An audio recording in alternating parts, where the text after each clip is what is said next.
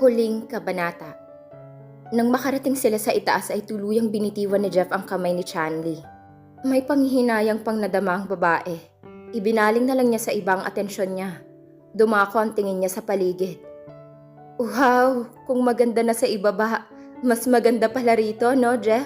Wika ni Chanley na nagmamasid sa napakagandang tanawin. Kitang-kita kasi ang kabuuan ng dagat at pati ang kabilang panig niyon, kung saan ang Maynila. Kapag tinitingala ay parang abot na ang langit. Kapag nag-umaga kusang bumababa ang ulap, para ka nang nasa langit kapag nasaksihan mo yon. Pagsasalita ni Jeff, hindi niya maalis ang pagkakatitig sa maamong mukha ni Chanley. Nang sumulyap ito'y muli na namang bumilis ang pagtibok ng puso niya. Pero palagi naman akong nasa langit kapag kasama kita. Berdeng biro ni Chanley na ikinamula naman ng lalaki. Tuluyan itong iniwas ang tingin na tuluyang binuksan ng pinto. Sumunod na rin si Chanley. Dito ba ang magiging silid natin, honey? Tanong ni Chanley at tuluyang naupo sa kama. Let me clear first. Hindi porket sinisipingan kita'y babalik sa dating relasyon natin.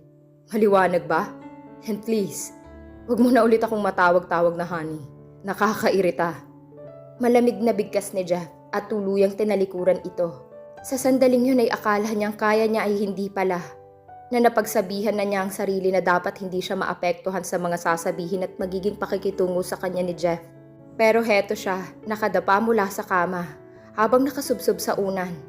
Kahit doon lang ay mailabas ni Chanley ang pait na nararamdaman. Kababangon lang ni Jeff, matapos niyang iwan kanina sa silid nito si Chanley ay dumiretso na siya sa loob ng silid niya. Hindi na niya namalayan ay nakatulog siya. Nang lumabas siya sa pinto ay agad niyang nalanghap ang nilulutong ulam ng asawa niya. Bigla ay nagutom siya. Ang bango naman yan. Puri niya sa masarap na amoy na nalalanghap niya. Isa ito sa mga namimiss niya sa asawa, ang pagluluto nito ng pagkain para sa kanilang dalawa. Maupo ka at ihahanda ko na to, nakangiting sabi ni Chanley. Bagaman ipinagtaka ni Jeff na masigla pa rin itong makipag-usap sa kanya, kahit literal na ang ginawa niyang pananakit sa damdamin nito. Naupo na nga si Jeff at pinanood lang ang paglalagay ng plato ni Chanley sa lamesa. Sana magustuhan mong tinola ko, sabi ng babae.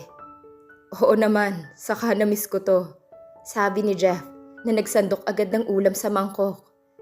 Ako Jeff, hindi mo miss? Gustong itanong ni Chanley yon. Ngunit natakot na siyang madisappoint lang, kaya hindi na lang niya isinatinig iyon. Magkagayon man ay naging magana si Chanley dahil kita naman niyang nasarapan talaga si Jeff sa niluto niya. Masarap ka pa rin magluto. Puri nito matapos nilang makakain. Salamat. Hayaan mo ipagluluto kita ulit bukas, sabi naman ni Chanley. Ngunit nang lingunin niya ito ay nakalabas na pala ito ng kusina. Muli ay natahimik na naman si Chanley. Nag-concentrate na lang siya sa paghuhugas ng pinggan. Mabuti pa kayo. Kailangan niyo ako. Pero yung kakilala ko, pinapakisamahan na lang ako. Nagdaramdam na pakikipag-usap ni Chanley sa sarili. Matapos niyang makapaglinis sa kusina ay dumiretso na siya sa silid niya at naligo. Ano to? Hindi makapaniwalang bulong ni Chanley habang nakatitig sa lingerie na kinuha niya mula sa loob ng luggage niya. Halos wala na siyang itago kapag isinuot niya yon. Ay, kakainis ka talaga, Mon. Naiinis niyang usal. Pero maya-maya ay natawa na lang siya sa pinagagawa ng manager ng mas bahalay pang mag-isip sa kanya. Inaayos na niyang higaan niya ng mga sandaling yon nang makarinig si Chanley ng sunod-sunod na pagkatok mula sa pinto ng kinaroroonan niyang silid. Bukas yan, sabi niya matapos niyang maisuot ang roba. Nginitian niya ito nang makita niyang may daladala itong isang baso ng mainit-init pang gatas. Drink this, naisip ko baka hindi ka makatulog kaya tinimplahan na kita, sabi ni Jeff. Salamat, pero wag ka na sanang nag-aabala pa. Mahina niyang saad. Tuluyan na ngang ininom yun ni Chanley. Hayaan mo na, patulog na rin naman ako, sagot lang ni Jeff. Nakatitig lang naman ito sa kanya. Kapag ganoon itong tumingin ay nakakaramdam ng discomfort si Chanley. May kailangan ka pa ba? Tanong niya. Naglakad muna sa may bintana si Jeff. Kasalukuyang pumapatak ang mahinang ulan mula sa labas. May itatanong ako sa'yo. Bakit ka pumayag sa gusto ko? Dahil mahal kita. Ayaw kong mawala ka sa buhay ko. Mahal mo ko? Ayaw mong mawala ako sa buhay mo? Ginagago mo ba ako, ha? Ang mabalasik na sigaw ni Jeff. Bigla namang kinabahan si Chanli sa nakikitang galit sa mukha ng asawa. Totoo ang sinasabi ko. Ano ba talaga ang problema, Jeff? May ginawa ba akong mali? Inilagay na niya sa gilid ang baso. Nagtatanong ka pa. Alam mo ang sagot dyan, Chanli. Magmula nang nakipagrelasyon ka sa Harrison na yon. Alam mo ba kung gaano kasakit na makitang ginagalaw ka ng ibang lalaki? Sobrang sakit. Nabigla naman si Chanli dahil hindi niya maintindihan ang pinagsasabi ng asawa niya. Ano bang sinasabi mo? Hindi yan totoo. Kahit kailan ay wala akong naging iba. Kung si Harrison naman yan, pues mali ka. Maniwala ka naman sa akin. Nasasaktan na ring saad ni Chanli. Bigla ang paglapit niya sa lalaki at mahigpit na yumakap rito. Bitiw, Chanli. Lumayo ka sa akin. Mariing utos niya sa babae. Hindi, ayoko. Mahal kita, Jeff. Hindi ko magagawa ang sinasabi mo. Paano ko ba mapapatunayan sa iyong mali ka sa mga ibinibintang mo sa akin? Nagsusumamo si Chanli na tuluyang lumuhod sa paanan ni Jeff. Huwag mo akong artehan ngayon. Hindi ba't ganito ang ginawa mo kay Harry? Bakit hindi mo magawa sa akin? Galit na sigaw nito. Aray! Tama na, Jeff! Nasasaktan ako! Pahiyaw ni Chanli nang maramdaman niya ang marahas na pagsabunot nito sa buhok niya. Pakiramdam niya ay parang mabubunot yon mula sa anit niya. Ngunit hindi siya pinakinggan ni Jeff. Bagkus ay pahagis siyang itinulak sa kama. Nagiiyak na si Chanli at takot na sa mga sandaling yon. Tama na! Nasasaktan na ako, please! Pagmamakaawa ni Chanli. Pero wala nang pinapakinggan si Jeff. Lalo nang makita niyang suot-suot ng asawa niya nang tuluyang matanggal ang pagkakabuhol ng tali ng robe niya. Tuluyang nag-alis ng kasuotan si Jeff. Tumahimik ka! Mamaya ka na magsisigaw kapag inaangkin na kita. Umiling lamang si Chanli. Nang simulang itali ni Jeff ang dalawang kamay niya sa bawat gilid ng kama. Ganoon din sa paa niya. Pakawalan mo ako, Jeff! Ayaw ko ng ganito! Pakiusap pa rin niya. Naalala niya noong nagli-live-in pa lamang sila. Kung saan ay napakabata pa ng edad nila ay palagi siya nitong ginaganon. At sa tuwing may nangyayari sa kanila hindi siya nasisiyahan. Jeff! Tawag ni Chanli sa pangalan nito. Ngunit tila walang naririnig ito. Tuluyan itong sumampa sa kama at nag-umpisang halikan siya sa leeg. Please, nakikiusap ako. Hindi ka ba nagsasawa sa ginawa natin kanina? Tanong ni Chanli. Napatitig naman si Jeff. Bigla ang ginawang paghiyaw ni Chanli. Tinatanggihan mo ko? Malamig na tanong ni Jeff. Please. Mabuhay na pakiusap pa rin ni Chanli. Ngayon ay unti-unting nag-iibang pakiramdam niya sa ginagawa ni Jeff. Sa katawan niya. Chanli. Pagtawag ni Jeff rito. Unti-unti naman nagmulat ng mga mata ito. Walang sino man na makakapaghiwalay sa atin. Akin ka lang. Nanunuot sa kalamnan ng titig ni Jeff bago pahilahin ng dilim ang diwa ni Chanli. Pagkagising niya ng umaga yun ay wala na sa tabi niya si Jeff. Sa pagtataka niya ay binihisa na siya nito. Lumabas na siya sa silid para hanapin ito. Ngunit wala si Jeff at sobrang tahimik ng bahay. Bigla siyang kinabahan. Jeff? Nasaan ka? Pagtawag ni Chanli sa pangalan nito. Ngunit nanatiling walang sagot dito. Nang pilitin niyang buksan ang pinto ay nakalocked iyon. Sinubukan niyang umikot at i-check naman ang back door. Ngunit katulad ng unang pinto sa harapan ay hindi rin mabuksan. Maging ang mga bintana ay pilit na binubuksan niya yon. Ngunit kapares sa dalawang pinto ay naka-double lock din iyon. Ano bang nangyayari, Jeff, sa'yo? Bakit mo to ginagawa sa akin? Nagdaramdam niyang sabi at para siyang kandilang nauupos na napaupo sa lapag. Mabibilis na hakbang ang madidinig sa hallway ng mansyon ng mga tiyan. Kuya Jeff, narito ka ba? Pagtawag ni Beatrice sa kapatid niya. Nagpunta siya sa visual shop nito. Ngunit ang sabi ng manager nito hindi pa raw ito nagpupunta roon. Hanggang sa makita ni Beatrice ang daddy niya na nasa library. Dad, totoo bang naririnig ko? Ang alin, iha? Tanong nito. Nagsasama na si kuya at si Maxine? Yun ang sabi ng mga katulong dito. Oo, tama ang nasagap mong balita. Pabaliwalang sagot lang ng matandang lalaki. No way! Akala ko okay siya at si Ate Chanli. Bakit bigla-biglang nagkaganoon? Patuloy ni Beatrice, napalakad-lakad lang sa harapan ng matandang lalaki. Hayaan mo na kung si Maxine na ang piliin ni Jeff dahil magkakaanak na sila. Ganoon lang ba yun, Dad? Wala ka na ba talagang pakialam sa mararamdaman ni Ate Chanli? Natupad din naman niya ang gusto niyo dati, hindi niyo ba yun naalala? Binigyan niya kayo ng apo, si Norvin. Kaso binawi na siya ng nasa itaas. Malungkot na sabi ni Beatrice.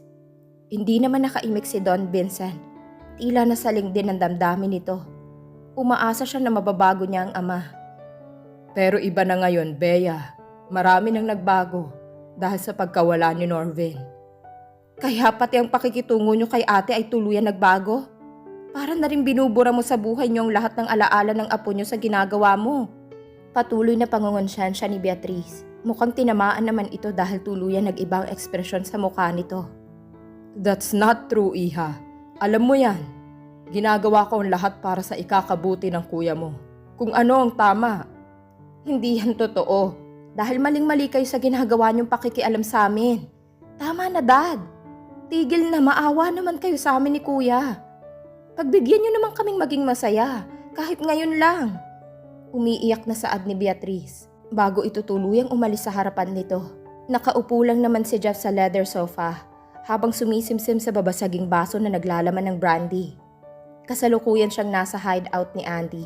Nagpunta siya roon dahil nagpapalamig siya ng ulo. Bro, ano ba nangyayari sa'yo?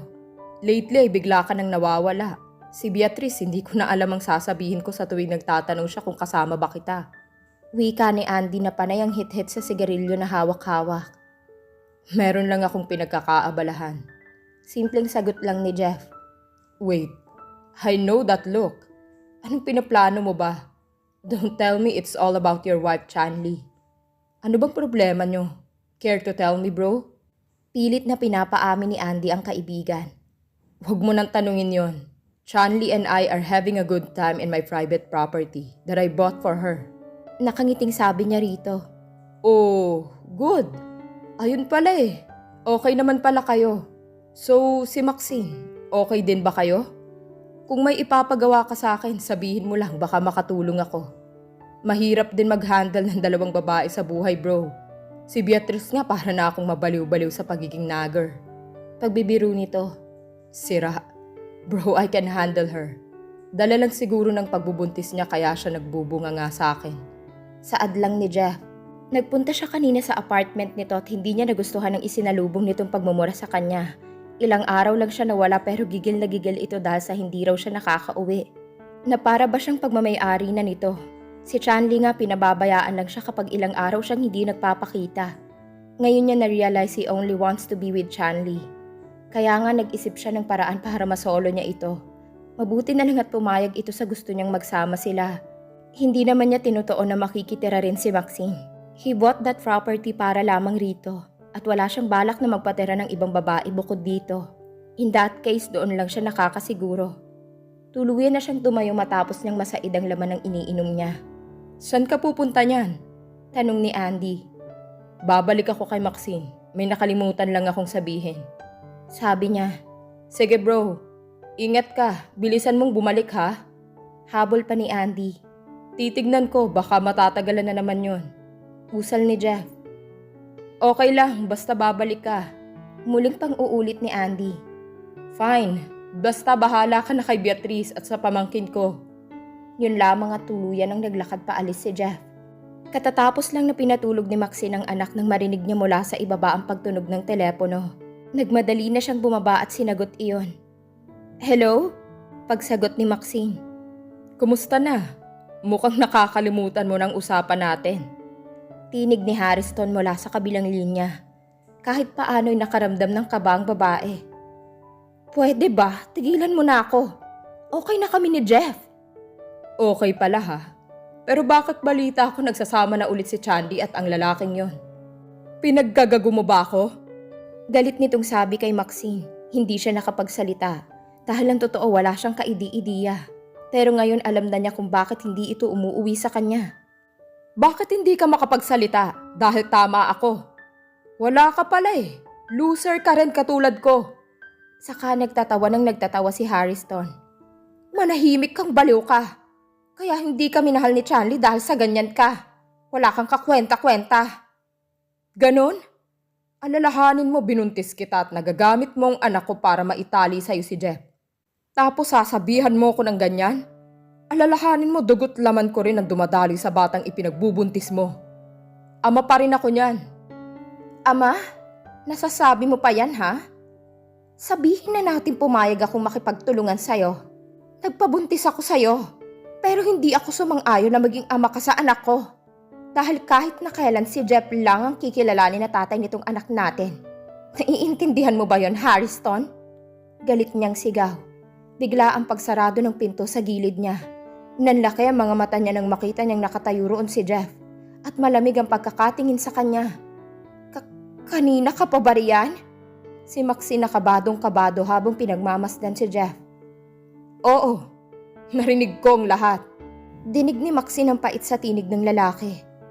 I'm sorry, honey. Ginawa ko lang yun dahil mahal na mahal kita. Patawarin mo sana ako. Umiiyak na pagmamakaawa ni Maxine na akmang lalapit kay Jeff. Ngunit mabilis na sumenyas ito para maawat siya sa paglapit. Don't you dare to come nearby me. Baka mapatay kita. May isang tanong lang ako. Yung ipinakita mong video ni Chanli kasama ang hari na yon. Totoo ba yun o gawa-gawa mo lang? Nanginginig na sigaw nito kay Maxine na nagulat sa pagsigaw niya. Tumangulang ito. Halos hindi mapaniwalaan ni Jeff iyon. Bullshit ka, Max! Best friend kita! Malaking tiwala ko sa'yo pero nagawa mo akong gawing tanga. Pinaikot-ikot mo ko para makuha ang gusto mo. Sorry, Jeff.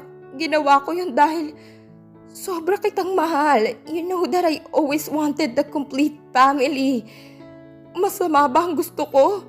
Umiiyak na sabi ni Maxine at mabilis na kumapit sa binti ni Jeff. Hindi naman masama ang ideya. Pero sa naging sitwasyon natin, oo. Big time. Sige na, bitiwan mo na ako. Kailangan kong puntahan si Chanli. Pag-awat niya kay Maxine na hindi pa rin bumibitaw. No, Jeff. Please, piliin mo ako. Dahil ako ang totoong nagmamahal sa'yo. Patuloy na pagmamakaawa nito. Kung mahal mo talaga ako, pabayaan mo ko. You know what I really felt? Alam mo kay Chanli ako sasaya. She's my life, my everything. Pakiusap, don't take that away from me. Tuluyan na niyang pinatayo si Maxine. For the last time, let us settle this down. You're my best friend, Max. Hindi ko gustong magkagalit tayo. Pabayaan mo na akong bumalik sa totoong mahal ko. At alam mong kilala mo siya. Unti-unti ay napabitiw si Maxine. Tumangutango lang ito habang patuloy na umaagos sa pisngi niya ang luha. Tuluyang sinapo ni Jeff ng magkabilang palad niyang pisngi ni Maxine. Iniangat niya ang mukha nito at inaalis ang pumapatak pa ring luha nito. Thank you for understanding, Max. Mag-iingat ka lagi. I hope you'll find your true happiness to someone that will love the way you always wanted. Hinalikan na niya ito sa noo at pagkatapos niya ay tuluyan na siyang lumabas ng bahay ni Maxine. At sinuong ang malakas na ulan. Kailangan niyang bilisan dahil naghihintay sa kanya si Chanli. At madami siyang dapat aminin at ihingi ng kapatawaran dito. Sobrang gago mo, Jeff. Paninisi nito sa sarili. Nagsisigaw siya kasabay ng malakas na kulog at matatalim na kidlat mula sa madilim na kalangitan. Lalong lumakas ang ulan at hangin sa labas. Dulot na rin ang pagtama sa kalupaan ng isang bagyo. Ayon sa initial na broadcast ng newscaster ng radio station na pinakinggan kanina ni Jeff. Halos lipa rin siya ng hangin at nang ilibot niya ang buong pansin sa paligid ay animoy gabi na. Pero 3:00 pa lang naman ng hapon. Napatakbo palabas si Jeff pagkatigil pa lamang ng kotseng kanyang kinalululanan na basta na lamang niyang ipinarada sa ibaba ng bundok. Ginamit niyang pananggalang ang braso sa mukha dulot ng hagupit ng malakas na ulan at hangin. Para siyang nakikipagpatentero sa kamatayan ng mga oras na yon. Faster, Jeff. Si Chanli baka kanina pa takot na takot sa loob. Mariing paalala niya sa sarili. Pagkaalala niya sa asawang iniwan ng nag-iisa. Dahil sa paninira ni Maxine ay hindi na namamalaya ni Jeff na sobra na pala ng ginagawa niya kay Chanli. Ikinulong niya kasi sa loob ang asawa at inilakan lahat ng pwede nitong malabasan. Ganoon siya naging masama sa babaeng dapat ay minamahal at iginagalang niya ng lubos-lubos. He hated himself for being an undoubtful and worse husband to Chanli. Halos nanginginig na ang buong katawan ni Jeff. Dulot ng lamig nang makarating siya sa itaas ng burol. Tuluyan niyang inilabas sa bulsa ang isang bugkos ng susi ng bahay at dali-daling binuksan ang nakapinid na pinto. Chanli, I'm back. Where are you, honey? I have something to confess. Sorry for being such a jerk and unreasonable husband. Please, lumabas ka na. Mag-uusap tayo. Pangako hindi kita sasaktan. Halos pumainlan lang sa buong bahay ang boses ni Jeff. Ngunit walang Chanli na sumasagot sa mga pagtawag niya. Kaya nag-umpisa na siyang kabahan. Tuluyan niyang pinindot ang switch ng ilaw. Ngunit hindi gumagana yon. Napamura siya nang maalala na may bagyo. Marahil ay nag-disconnect na ang kuryente sa lugar na yon. Honey, nakikiusap ako. Huwag mo naman akong biruin. Muling pagtatawag niya sa babae. Tuluyan niyang inilabas ang iPhone sa loob ng nabasa niyang pantalon. Mabuti at gumagana pa rin naman yon. Shit, walang signal. Pagmumura ni Jeff, binuksan na niya ang flashlight ng hawak niya at hinalughog ang buong kabahayan. Baka nagtatago lang ang asawa niya. Kilala niya ito, hindi ito magtatangkang lumabas ng bahay kapag ganitong masama ang panahon. Isang beses ay naranasan na nitong ma-stranded sa sariling kotse nito sa gitna ng kalsada na binabaha na. Sobrang takot na takot ito noon. Ayon na rin sa kwento nito sa kanya. Mabilis na nagpunta siya sa kusina at mabilis na tiningnan ang pinto. Pero sarado yon. Lahat ng silid sa itaas, maging mga cabinet, banyo at maaaring pwedeng taguan ng asawa. Maya-maya ay biglang narinig ni Jeff ang paghampas ng pinto sa may sala pa sarado, na tila hinampas ng malakas na hangin. Chanli! Hey! Come back here! May malakas na bagyo! Delikado! Pagsigaw ni Jeff na humahalo sa ingay ng ulan at hangin sa paligid. Kitang-kita lang naman niyang mabilis na pagbaba sa hagdang bato ng asawa. Hindi siya nito nilingon na animoy walang naririnig. Han! Damn! Muling pagmumura ni Jeff ng tuluyang nakalayo na ito at halos hindi niya na ito makita dahil sa malakas na buhos ng ulan. Mabilis na niyang sinundan sa pagbaba ang babae. Nagmamadali ang paghakbang niya nang makita niyang pumasok na sa loob ng kagubatan ng asawa.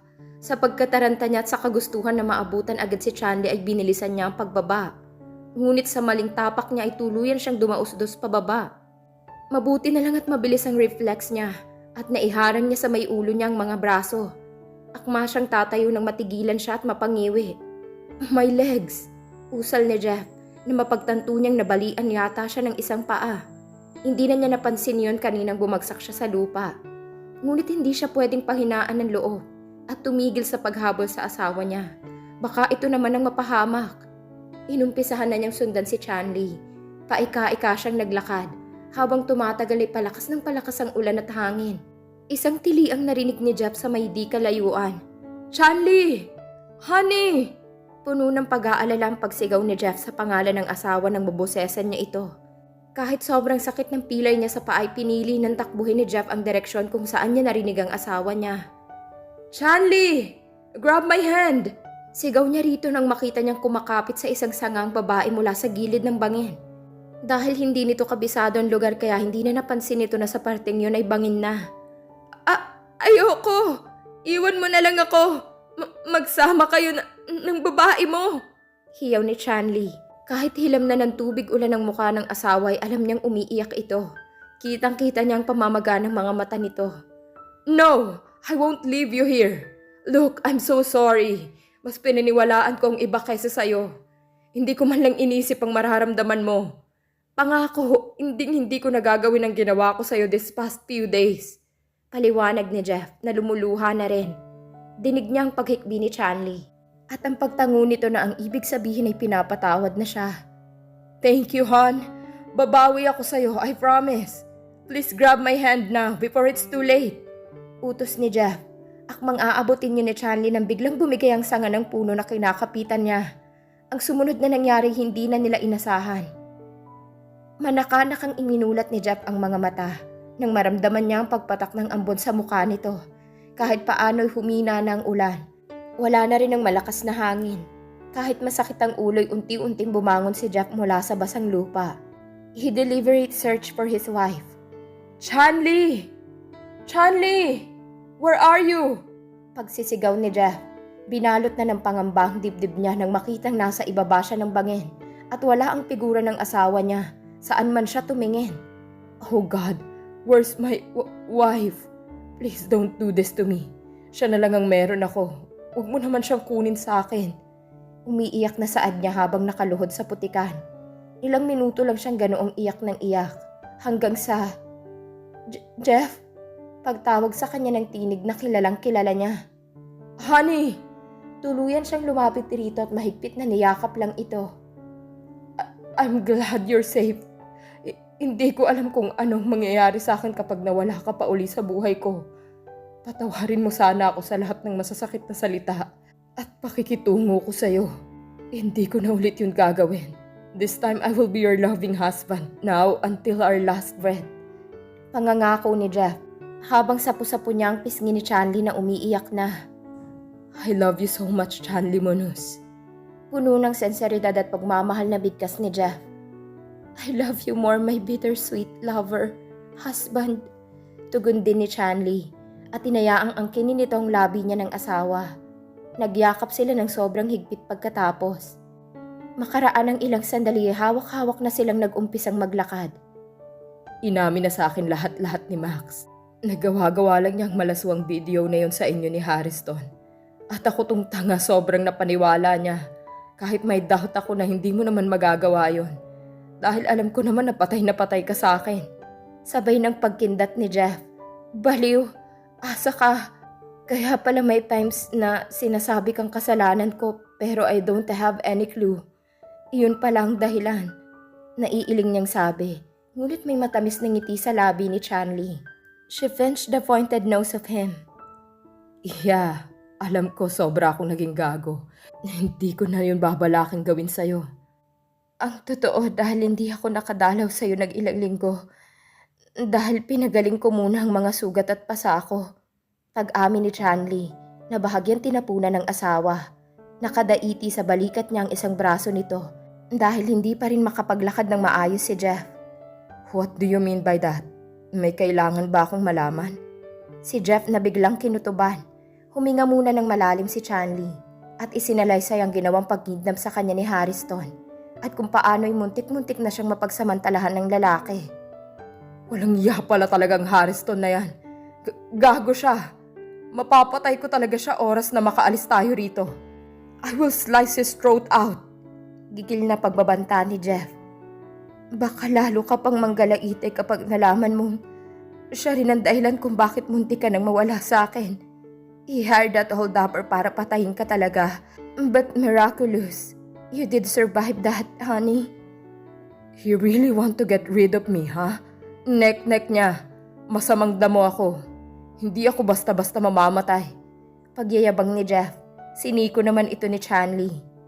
Pwede ba tigil-tigilan mong kasasabing masama ka? Because you're not. Because you're the most wonderful man, but the saddest husband.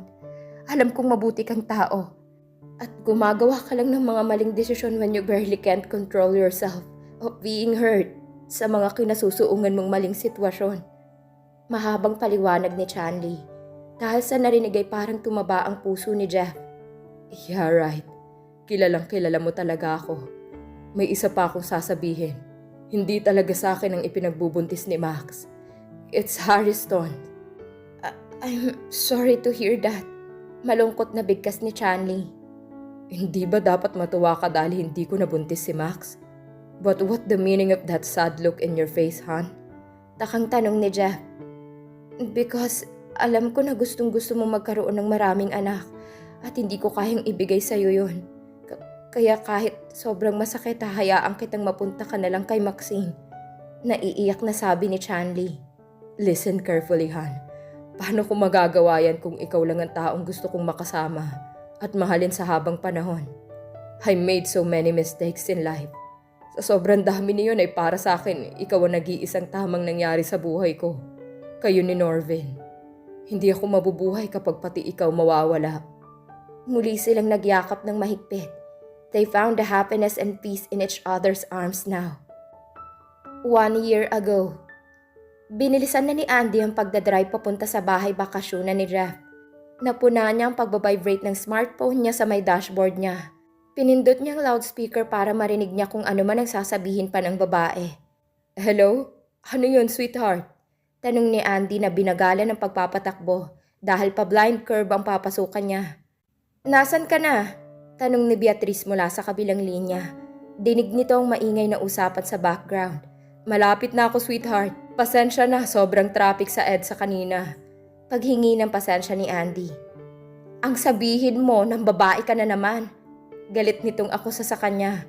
Sweetheart, you know that it's not true. Patay ako kay Jeff kapag nangyari yan. Sabi niya, at kumudlit sa isipan niya nagbababalhan titig dati sa kanya ng kaibigan. Oras na lokohin niyang kapatid nito. Wala na siyang narinig na sagot mula rito dahil tuluyan na siyang pinatayan nito. Grabe talaga yun, mana talaga kay Jeff. Naiiling na sabi ni Andy. Bakit kasi ayaw mo pang pakasalan? Kantsaw naman ni Lawrence Paul na siyang nasa tabi niya. Dumaan pa siya kanina sa kondo ng mga ito para isahan na lang ang maging biyahe nila. Bro, gagawin ko talaga yan. Tiyak lagot ako kay Jeff kapag hindi ko pa pinakasalan. Para na rin manahimik sa kakakuda sa akin si Bekbek. Wika ni Andy. Talaga kung ayaw mong bulabugin ka nun.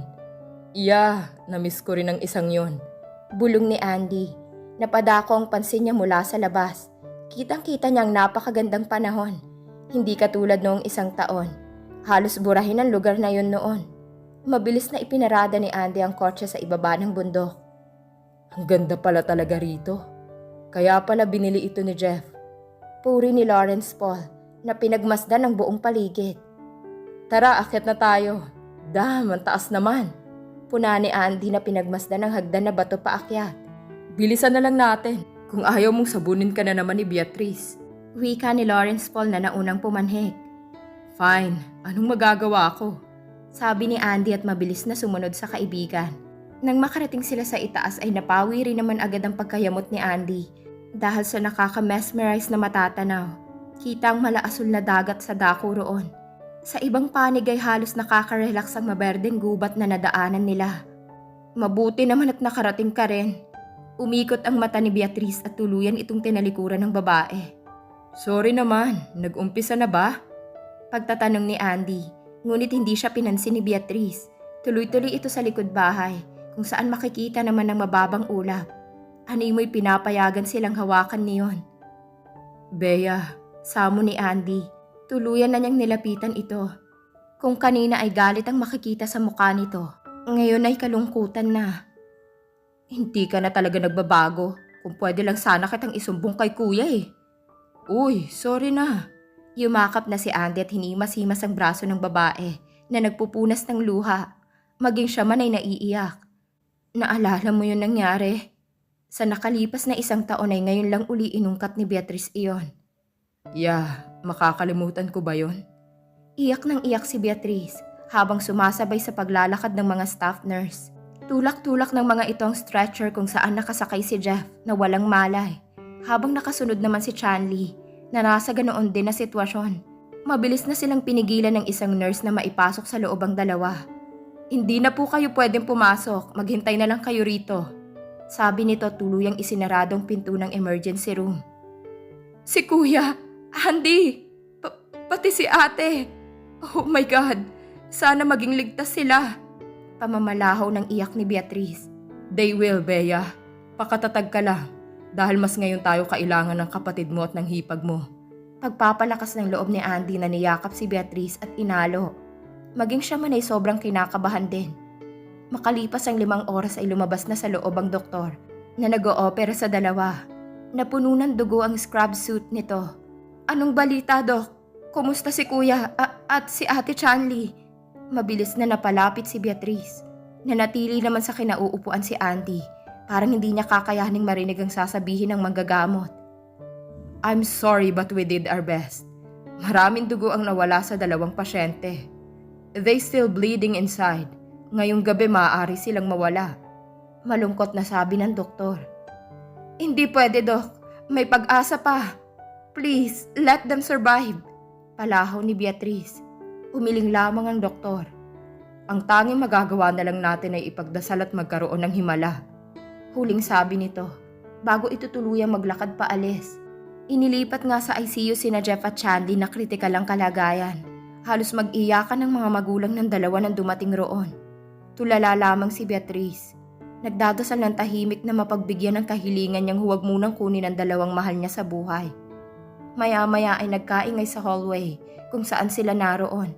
Napatakbo si Beatrice sa salamin kung saan pwedeng makita ang nangyayari sa loob. Anong nangyayari? Pagtatanong ni Beatrice na napasunod sa loob nang makita niya ang pagpasok ng doktor at 2 staff nurse. Rinig niya ang maingay na pagtunog ng monitor na siyang nakakabit sa Kuya Jeff niya. Kuya! Umiiyak niyang sabi. Maya-maya ay nakita niyang unti-unting pagmulat ni Jeff at pagngiti nito bago ito muling napapikit. Isang mabining yugyog ang naramdaman ni Jeff. Gising na Han, kakain na. Magiliw na yaya ni Chanli na nakayuko at tinitignan siya. Yeah, mukhang masarap ang niluto mo. Sabi ni Jeff, naiinot-inot na tumayo. Siya nga pala, ano palang napanaginipan mo? Tanong ni Chanli na kumapit sa braso ng asawa. Bakit? Kasi tinig ko ang ungol mo kaya nga ginising kita agad. Akala ko nga binabangungot ka. Saad ni Chanli. Ha? Oo. Naalala ko nakita kong umiiyak si Beatrice sa panaginip ko. Hindi mawari ng lalaki dahil parang totoong-totoo iyon. Natawagan mo na ba siya? Tanong naman ni Chanli na nag-uumpisang ayusin ang lamesa. Hindi pa nga, mamaya na lang. Tumayo ito at niyakap si Chanli mula sa likuran. Jeff, kita mo maglalagay ako ng kakainin natin sa lamesa. Suway niya. Parang mas feel ko na ikaw ang kainin ko sa ngayon. Malokong ungot nito sa asawa. Sira. Natatawang saad ni Chanli. Bigla namang hinawakan ni Jeff ang kamay nito at inamoy-amoy. Siya nga pala. Hindi pa pala natin nahahanap ang wedding ring natin. Don't worry, papagawa na lang tayo ng bago. Usal ni Chanli at inihaplos niya ang kabilang kamay sa wavy na buhok ng asawa na busy sa paghalik-halik sa daliri niya. Hayaan mo na yon, honey. Okay lang, basta ang mahalaga ay tayo. Wedding ring lang yan. Puno ng pagmamahal na usal ni Jeff. Oo, honey, hindi na tayo maghihiwalay. Sabi naman ni Chanli. Napakurap si Beatrice nang panakaw siyang halikan sa labi ni Andy. Nasampal niya tuloy ito. Sa tingin mo, Andy, anong ginagawa ni Kuya Jeff at Ate Chanli? Aba malay ko. Paingos na sagot ni Andy. Ruro naman eh. Sagutin mo kasi ng maayos. Isang kurot sa tagiliran ang ginawa nito sa lalaki na napaaray. Ang sakit nun. Pabayaan mo na kasi ang kuya mo at ang tanda-tanda na yun. Tiyak ko masaya silang magkakasama. Tugon ni Andy at tuluyang inakbayan ng babae papasok sa loob. Sa paboritong pwesto naman nila ni Jeff at Chanli ay kitang-kita ang pagkislap ng kanilang wedding ring na tinamaan ng sinag ng araw.